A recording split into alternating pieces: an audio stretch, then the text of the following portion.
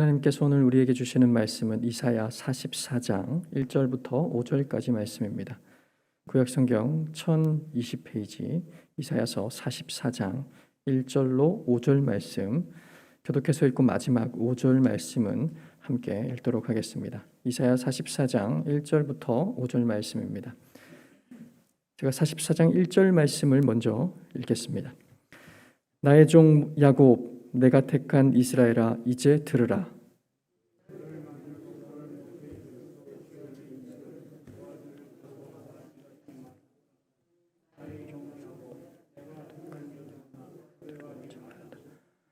나는 목마른 자에게 물을 주며 마른 땅에 시내가 흐르게 하며 나의 영을 내 자손에게 나의 복을 내 후손에게 부어 주리니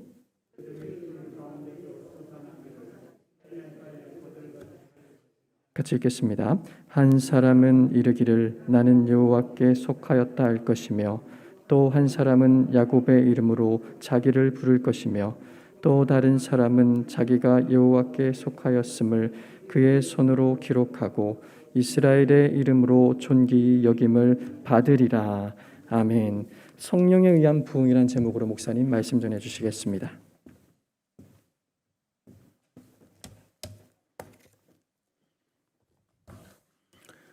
힘든 이스라엘, 여러 가지로 좌절된 이스라엘에게 하나님께서 나의 종 택함 이런 말씀을 하시고 들으라, 말씀을 들으라 권면하고 있습니다. 왜 그런 말씀 하십니까? 변화를, 부흥을, 성장을, 은혜를 베풀어 주시겠다 약속하고 있습니다.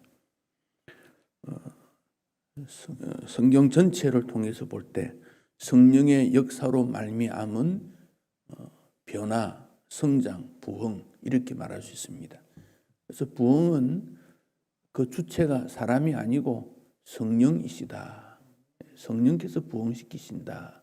그 점을 기억하며 일반적인 즉 개인에게는 3절에 나는 목마른 자에게 물을 주며 개인의 변화입니다. 우리의 영성이 가라고 목마르고 무언가 답답하고 이대로 살아서 안 되겠다고 생각이 들고 새로운 모습이 일어나야 되지 않겠는가? 내가 변화해야 되겠다. 근데 변화라는 것이 쉽지가 않습니다. 거의 불가능합니다. 그런데 성령께서는 그런 가란 자에게, 목마른 자에게 물을 주시겠다. 이렇게 약속을 하고 있습니다. 개인의 변화입니다. 그리고 3절 그 다음 줄에 마른 땅에 시내가 흐르게 한다. 목마른 사람에게 물을 줄 때 이 물의 양은 그렇게 많지 않을 것입니다. 그런데 마른 땅에 시냇물이 흐르게 된다. 굉장히 분량적으로 많다 하는 것을 느끼게 됩니다. 훨씬 더 강조되는 모습입니다. 그래서 이것은 개인이 아니라 사회, 어떤 집단, 공동체, 특별한 하나님의 은혜 이렇게 볼 수 있겠습니다. 부흥과 교회 성장은 같을 수도 있지만 같지 않을 수도 있습니다. 부흥은 교회 성장이라고 말할 수 있으나 교회 성장이 곧 부흥인가? 그건 정확하다고 말할 수 없습니다. 즉 부흥은 하나님이 영광을 받으시는, 하나님이 높임을 받으시는 결과로 된 것을 우리는 부흥이다 그렇게 말합니다. 그래서 사람들이 하나님 중심으로 모아지게 됩니다. 의심하는 사람이 확신을 가지게 되고 영적인 일에 무관심한 사람이 관심을 갖게 되고 복음이 뭔지 알아서 가는 것, 이걸 부흥이다 그렇게 말하게 됩니다. 이런 영적인 일에 관심이 없는 사람 변화되기 어렵습니다. 그런데 부흥은 성령께서 강권적 역사이니까 부흥이 일어나면 그런 무관심한 사람들도 하나님의 일에, 교회 일에, 영적인 일에 관심을 갖게 됩니다.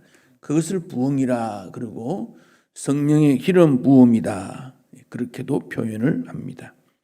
나 중심에서 하나님 중심적으로 생각을 바꾸게 되고, 내 중심에서 교회 중심으로, 내 중심에서 하나님 중심으로 핵심이, 초점이 바뀌어지게 됩니다. 이것이 개인에게도 일어나고 공동체도 일어나고 또 큰 사회 집단에도 일어나게 됩니다. 그럼 여기 개인에게 변화가 일어날 때 어떤 일이 일어나는가?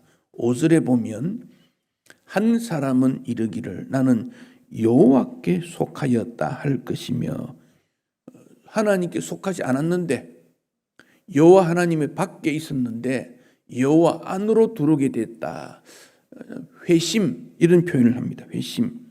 주님을 나의 구주로 영접하게 되고 생명책, 어린 양의 생명책에 이름이 기록이 되고 죄의 길에 헤매이다가 돌아오는 인생, 기도의 문이 열리게 되고 하나님의 관계가 회복되고, 그래서 육신적인 핵심적인 삶에서 영적인 삶으로 전환이 되는 회심, 회개하는 마음, 이렇게 되겠습니다. 이어서 5절에 보면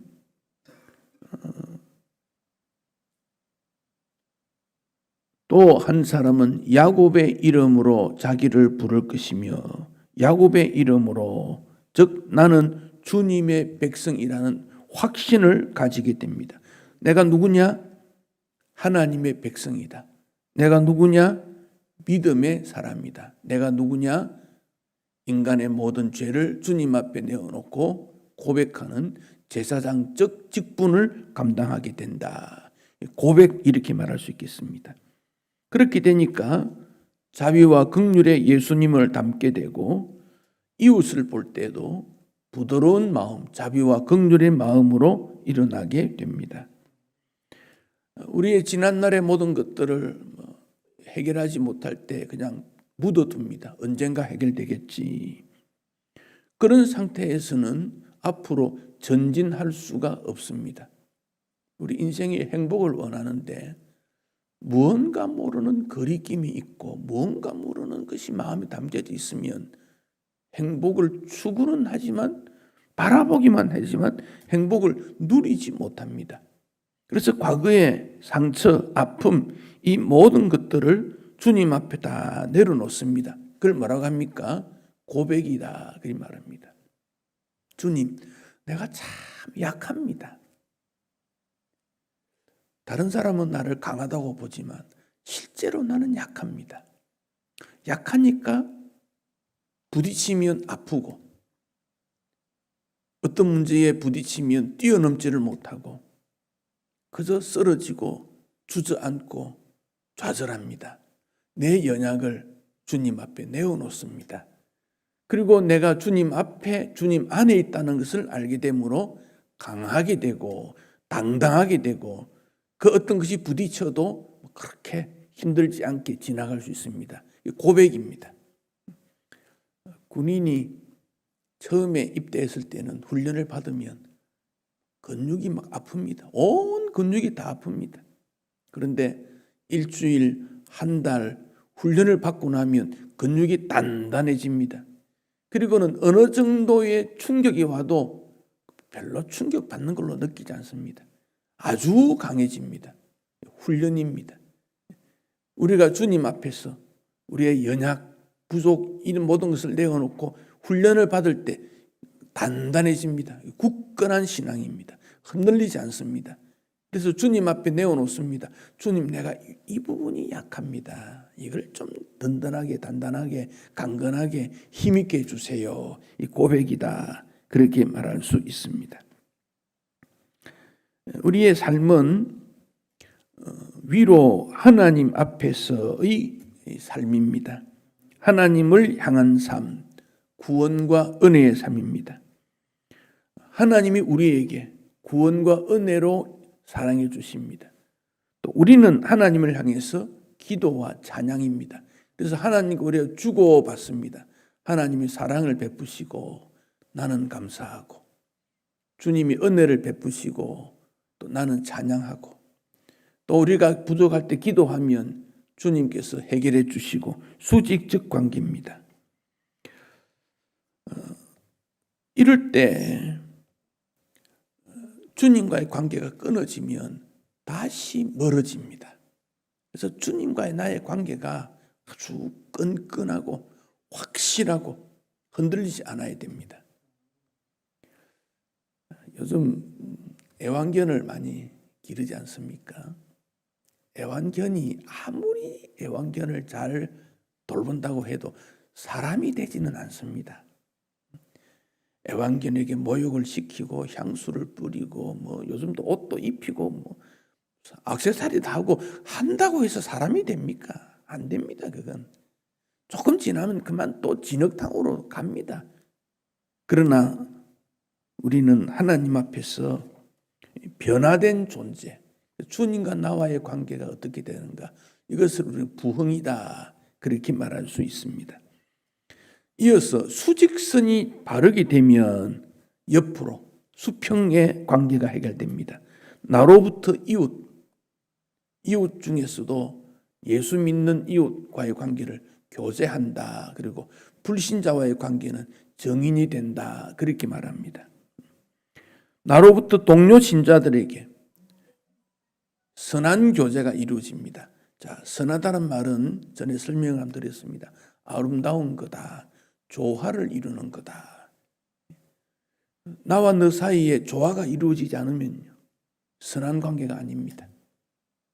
뭔가 모르게 얼그러지고 뭔가 모르게 맞지 않다, 조화가 되지 않는다, 그러면 그건 선하다 말하지 않습니다. 그런데 조화가 돼요. 조화가 뭡니까?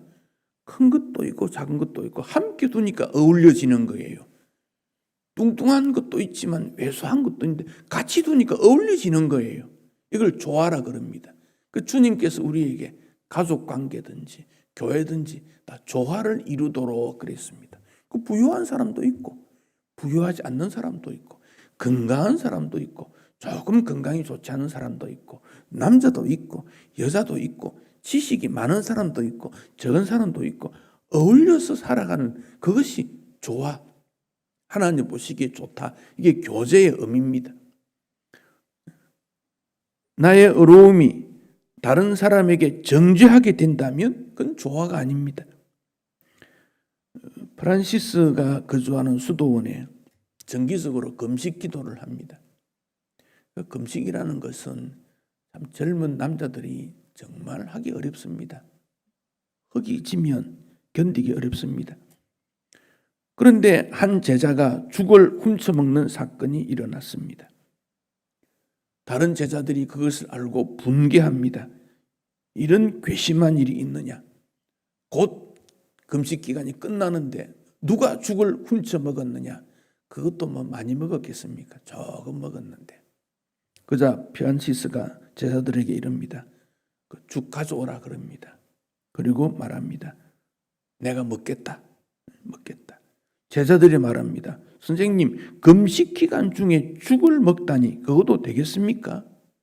프란시스가 말합니다. 죽을 먹은 사람을 정죄하다가 하나님의 은혜 잊어버릴 수 있다.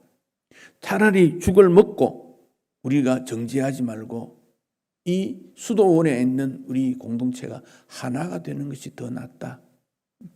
어떤 고귀한 가치 있는 수준 높은 헌신이 고도로 요구하는 어떤 게 있습니다. 이런 것은 우리 모두가 다 동의하기가 어렵습니다.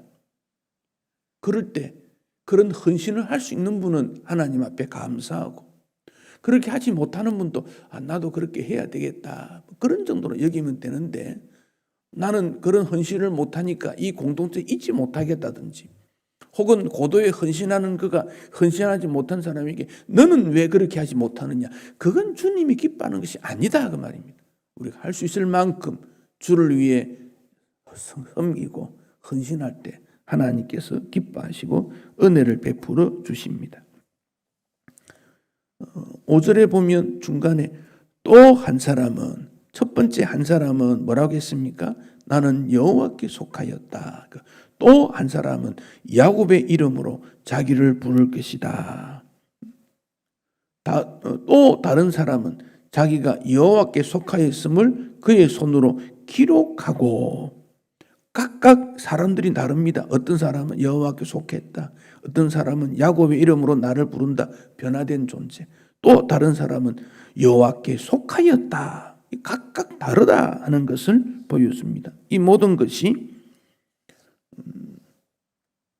약속입니다. 여기 세 번째, 또 다른 사람은 자기가 여호와께 속하였음을 그의 손으로 기록했다. 이 기록했다 이 말은 약속을 맺었다.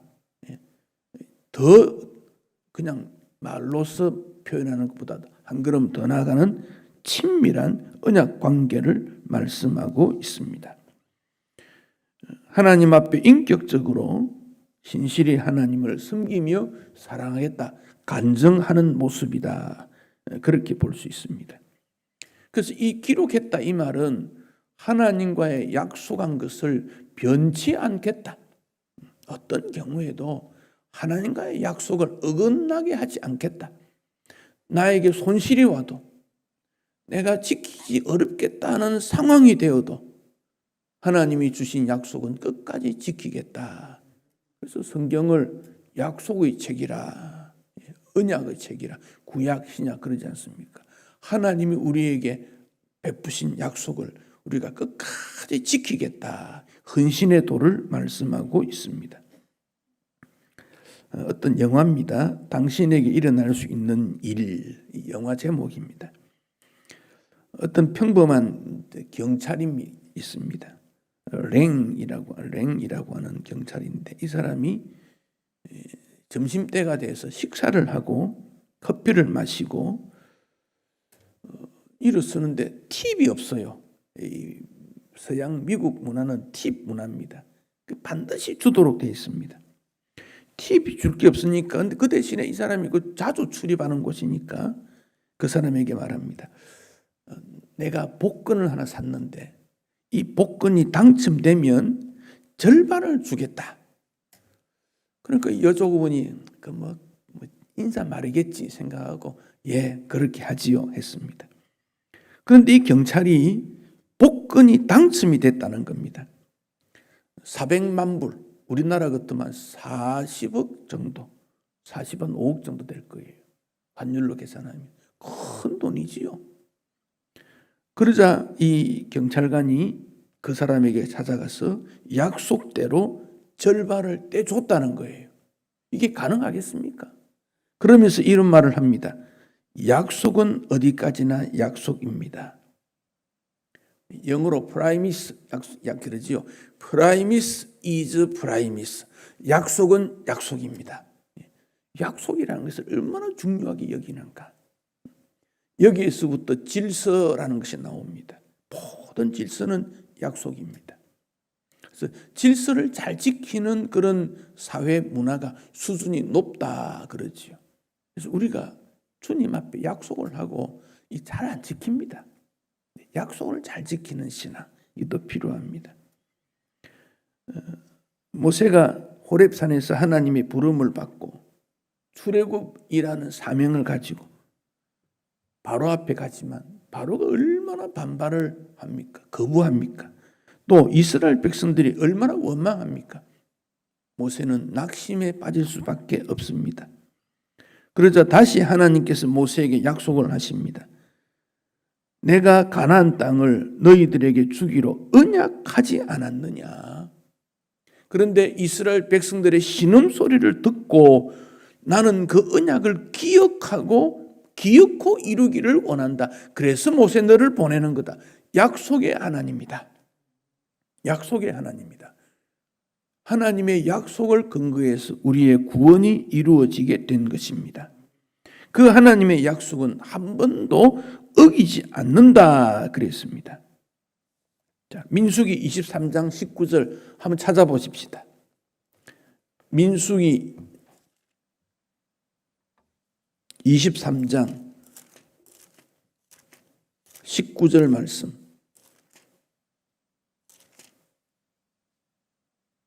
민수기 23장 19절 말씀 구약 성경 237페이지.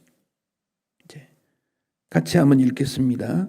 하나님은 사람이 아니시니 거짓말을 하지 않으시고 인생이 아니시니 후회가 없으시도다. 어찌 그 말씀하신 바를 행하지 않으시며 하신 말씀을 실행하지 않으시랴. 자, 발람이 거짓 선지자지만은 그가 예언하는 내용의 핵심의 내용을 보면 거짓 선지자도 하나님에 대해서 분명히 말합니다. 그는 하나님은 거짓말하지 않으신다. 그는 후회함이 없다. 그는 말씀하신 바를 실행한다. 그 하나님은 약속의 하나님이시다. 그 하나님이 이스라엘 백성들을 가나안으로 인도하시는 일에는 틀림없지 않겠느냐 하는 것입니다. 세상이 시끄러운 것은 약속을 지키지 않기 때문입니다. 정치하시는 분도 그 약속을 근거해서 정치를 해야 합니다. 그런데 정치인이 약속을 어길 수밖에 없는 상황이 되니까 규칙을 그냥 바꿔버립니다. 저는 이거는 잘못이라고 생각합니다. 나에게 손실이 와도 그 약속에 따라야 되는 것이 신실한 분입니다. 우리는 하나님의 약속을 근거하고 하나님의 약속을 따라 믿음 생활합니다. 하나님이 약속을 바꾸신다면 우리의 구원은 확실성이 없습니다. 그러나 하나님이 약속을 한 번도 변하지 않으시기 때문에 우리의 구원을 의심할 필요가 없습니다. 약속을 근거한 하나님이십니다. 5절 제일 뒷부분, 이스라엘의 이름으로 존귀히 여김을 받으리라. 존귀히 여김을. 이 존귀하다는 것은 일상적이지가 않습니다. 존귀하다는 것은 굉장히 높다는 겁니다. 존귀하다. 우리가 존귀하다는 말을 잘 쓰지 않습니다. 귀히 여길 정도가 아니라 존귀히 여긴다. 굉장히 높이는 겁니다. 이 존귀히 여긴다는 말은 우리 인간 세계에서는 거의 찾기 어렵습니다. 그런데 이스라엘의 이름으로 존귀히 여김을 받으리라. 누가? 하나님께서 우리를 존귀히 여겨주시겠다. 어떨 때? 성령께서 우리에게 변화를 주시고 성령께서 그렇게 만드시는 거예요.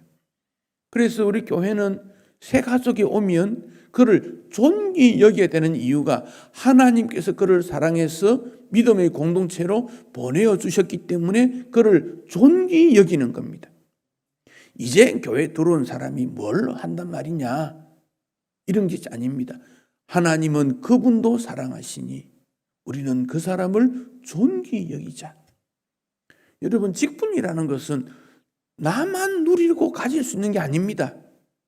하나님께서 일하라고 주신 직분은 누구든지 그렇게 할 수 있습니다. 그래서 우리가 직분을 가졌을 때 조심해야 될 것은 이것은 나에만 가지는 고유한 직분이다. 그렇게 여기면 안 됩니다. 우리 유교 문화에서는 그런 게 많습니다. 그래서 한번 어떤 높은 직책을 가지면 그 직책에서 내려와도 여전히 그 이름을 불러줍니다. 그것은 존귀히 여기는 것이지만 직분의 보편성의 입장에서는 다릅니다.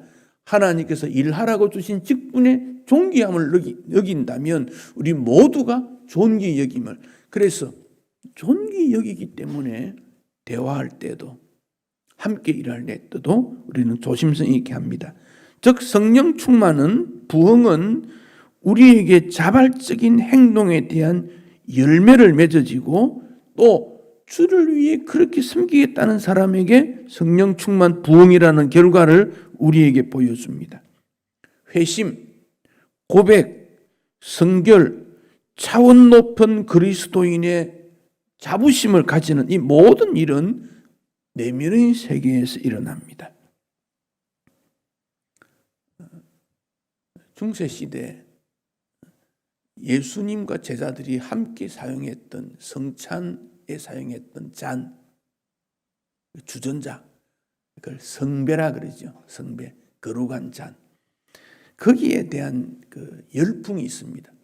그것만 있으면 성찬을 했다는 것이 중요하지 성찬에 사용하는 그릇이 중요한 건 아닌데 그런 의식도 가집니다. 그래서 거룩한 성배를 찾는 일들이 일어나게 됩니다. 그래서 어떤 분들이 말을 타고 무장을 하고 성배가 있다는 곳을 찾아다니는데 어느 날 성을 나서는데 성문 밖에 나병 환자가 물을 좀 주시오 라고 부탁했습니다.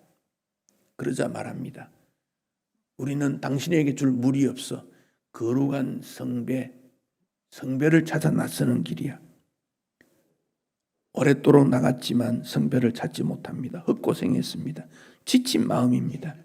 다시 자기가 거주하는 성으로 돌아오는데 몇 년 전에 나환자가 물을 달라고 했던 그 사람이 또 물을 달라고 합니다.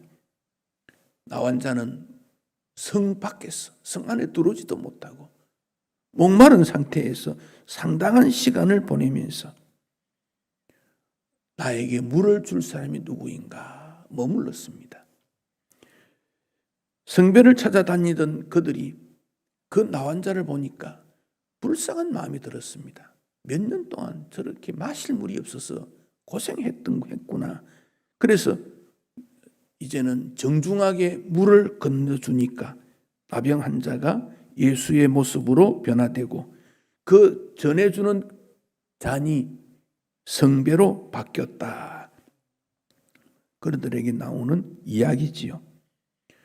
우리가 믿음 생활에 있어서 부흥을 원하고 내 마음의 안식을 원하고 평강을 원하고 하나님의 은혜를 원하고 성령 충만을 원할 때 진실로 내 마음에서 그런 주님을 향한 마음이 있는가 이런 것들을 우리 주변을 다 잘 살펴보면서 작은 것을 귀히 여기고 작은 것에 주의 뜻이 담겨 실천할 때 거기는 하나님의 역사가 일어나게 됩니다. 예수님께서 부활하신 날 주일 저녁, 일요일 저녁, 안식 후 첫날 저녁에 두려워서 문을 닫은 제자들에게 예수님이 찾아오셔서 말씀하십니다. 너희에게 평강이 있을지어다. 아버지께서 나를 보내신 것 같이 나도 너희를 보내노라. 두 가지 말씀을 했습니다. 하나는 평강이 있을지어다. 아무리 겉모습이 좋고 화려해도 그 마음에 평강이 없으면 그는 불행합니다. 평강은 성령으로 말미암아 주어지는 열매입니다. 평화, 피스, 하나님이 주시는 겁니다. 화평입니다. 일시적인 감정으로 평강을 누리는 것이 아니고 성령으로 말미암아 주어지는 일입니다. 이것은 우리 주님께서 너희에게 평강이 있을지어다 이 선포입니다. 그래서 이것은 우리가 받아들이면 돼요. 주님이 주신 평강은 받아들이면 돼요. 주님이 나와 함께 하심으로 나는 평화를 유지할 수 있구나. 화평을 도모할 수 있구나. 평화의 주인공이 되는구나. 평강의 마음을 가질 수 있구나. 받아들이면 됩니다. 또 하나 아버지께서 나를 보내신 것 같이 성부 하나님께서 성자 예수님을 보내신 것 같이 성자 예수님께서 우리를 보낸다. 사명이라는 겁니다. 사명. 보낸다 여기에는 힘도 능력도 함께 동반해서 보내십니다. 우리가 심부름을 보낼 때 심부름 할 수 있는 그 사람의 능력을 보고 할 수 있을 만큼의 일을 보냅니다. 어린아이에게 들 수 없는 물건을 들어서 옮겨라 말하지 않습니다. 어린아이가 할 수 있을 만큼의 일을 맡깁니다. 이 사명이라는 것은 할 수 있을 만큼의 일을 맡긴 겁니다. 내가 어떻게 이 사명을 감당할 것인가? 주님께서 우리를 부르셨다면 그 사명 감당할 수 있습니다. 주님이 우리를 불러서 주의 일을 하라고 명령하셨는데 우리는 자꾸만 거부하는 것이 내 능력 보니까 그래요. 내 힘을 보니까 그래요. 어제 제가 삼천포 다녀왔습니다. 삼천포 교회 113년 됐다 그래요. 113년이에요. 113년 전에 그 곳이 정말 시골 아니었을까요? 도로가 있었을까요? 사람이 얼마나 살았을까요? 집은 얼마나 화려했겠습니까? 그런데 선교사들이 사람 많은 곳만 복음을 전하는 것이 아니라 아무도 없는 곳에까지 찾아가고 길도 없는 곳, 한 사람의 영혼을 위해 찾아가서 복음을 던졌지 않겠습니까?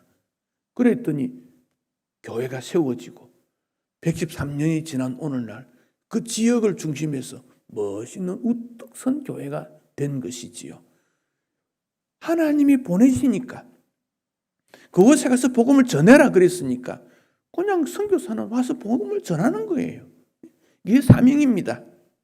사명이라는 것이 우리가 무겁고 힘들고 할 수 없는 것이 아닙니다. 할 수 있는 만큼의 일을 보내십니다.